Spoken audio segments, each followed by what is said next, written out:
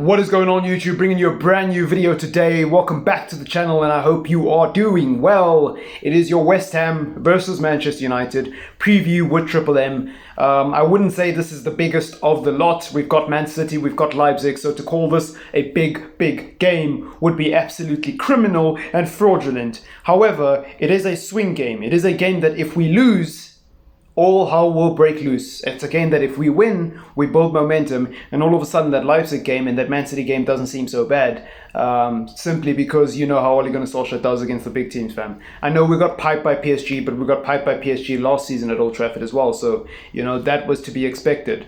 In context of the wider picture against big teams, Ole Gunnar Solskjaer tends to clutch up, plus we only need to draw or win against Leipzig anyways, but that's a topic for another day. Talking about West Ham, how they set up. Under David Moyes, they don't tend to have one specific formation. You know, if you look at the time when David Moyes was there to begin with, as well as when he got reinstated, they've played a couple of different formations and they seem very fluid. But one thing that always stands out to me, and I don't watch a lot of West Ham, so you can correct me if I'm wrong, if there are any people who watch West Ham and know more about it than I do.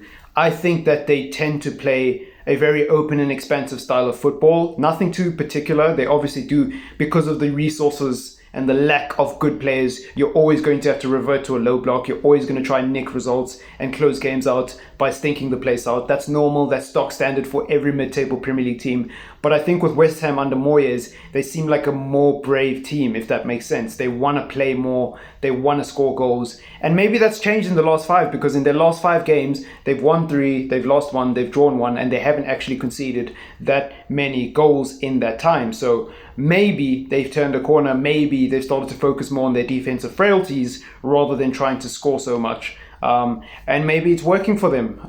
They currently sit 5th in the table, if I'm not mistaken, at the time of me recording this video anyways. And so yeah, we're coming up against a good side here. And I would say from a Manchester United point of view, it's really how Ole Gunnar Solskjaer sets up against this team. Because I tell you what, if we play 2 defensive midfielders and we're 1-0 down at half-time, it's done. It's curtains. I don't see where this team is going long term. Like, if you can't rest Maguire or Lindelof in a West Ham game, play Tuanzebe, play one defensive midfielder, have that quick centre-back partnership, and have the freedom and the license for creativity in the midfield against West Ham. If you can't do it against West Ham, when can you do it, you know? It's all right if Ole Gunnar Solskjaer thinks that Maguire and Lindelof are his long-term duo, even though we all disagree. Fine, whatever. He's the manager, we're not. We'll accept it.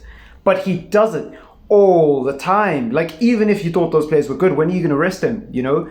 And I would be saying this the other way around, by the way. If he was playing Axel every single game since that PSG game, I'd be like, okay, you've made your point, but rest the guy, you know? What annoys me about Ole Gunnar Solskjaer is it always seems to be one end, you know? It always seems to be an extreme. It's either this way or that way. It's either we play the double pivot all the time or never, you know? And then when he does decide to change things, he changes it once and then he just goes back to what hasn't been working anyways, you know? So I'm really fed up of this manager, and at the weekend, I hope that we pick a team shape that makes sense and that is more fluid and more attacking. I hope we play Van der Beek and Bruno in the same team, if not Pogba and Bruno in the same team with one defensive midfielder. That's all I got to say on that. Obviously, Wan-Bissaka, Telles, no arguments there. De Gea in goal, no arguments there.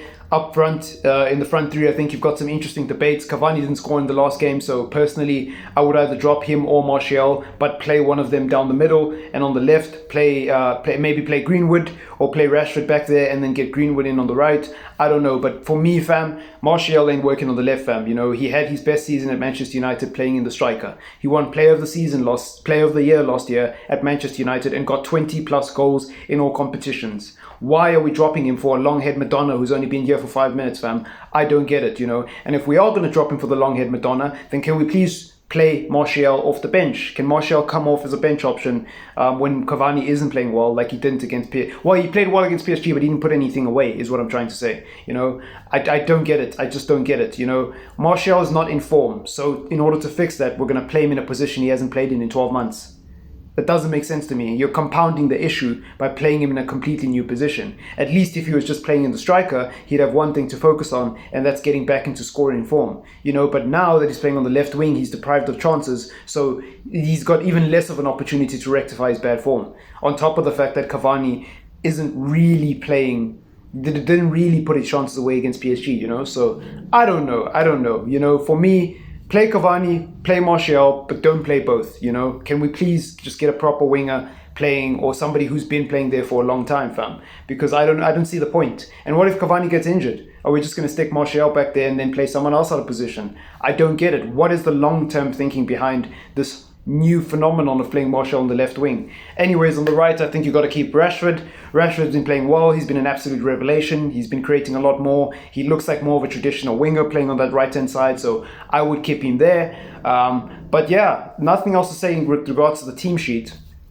In terms of score predictions, I would go with a 2-1 Manchester United win. Actually, no, scrap that. 2-0 Manchester United win. I think we can keep a clean sheet against West Ham. And yeah, I think Ollie's got to win this game. There's no excuses. You can't not win this game. West Brom, you were supposed to win that. Somehow that that the West Brom game was supposed to be a much better performance than it was, is what I meant to say. So yeah, there's no excuses. You got to beat West Ham, and you got to beat them convincingly, especially after you got piped the other evening by Paris Saint-Germain. And I don't want to hear anything or see anything about two defensive midfielders, fam. Because if we're playing two defensive midfielders against West Ham, what are we doing? Where are we going as a club? What is the ambition? You know, is this long-term our plan when it clearly hasn't worked? You know, I just don't get it. I just don't get it. And it's so predictable because you can just swap Bruno anyways.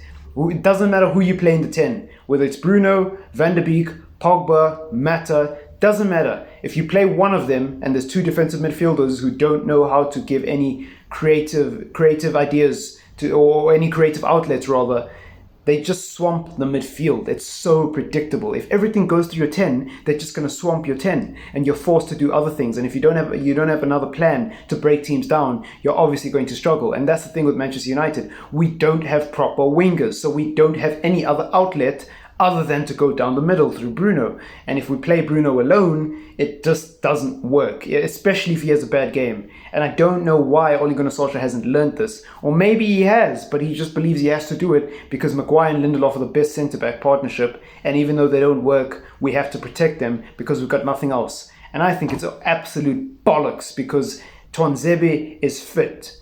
Bailey is fit. I don't even like Eric Bailey, and I would rather have him play over these two donkeys at the back, fam. So I'm really fed up of this manager, and I think if we lose to West Ham, like, I don't even know, fam. I don't even know where we're going as a club. So we have to win this game, non-negotiable, and then we'll look ahead to the Leipzig game, fam. So yeah.